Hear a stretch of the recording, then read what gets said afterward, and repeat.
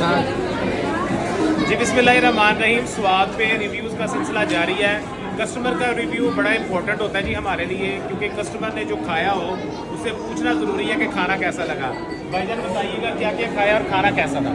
खाना बहुत अच्छा था और सर्विसेज बहुत अच्छी थी। ख़ास तौर पर जो बीफ थी, मंदी और मटन की जो डिशेज थी, चाइनीज डिशेज थी, स्वीट डिश थी, बच्चों ने बहुत इंजॉय किया और बच्चे कह रहे हैं हम इंशाल्लाह दोबारा ज़रूर विज़िट करेंगे। मतलब इतनी अच्छी लोकेशन और एम्बियंस माशाल्लाह ज़बरदस्त।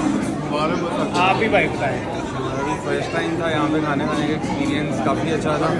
Barbecue and all sweet dishes सब कुछ अच्छा था, सर्विस अच्छी थी और एम्बियंस काफ़ी अच्छी है, तो it is a must visit.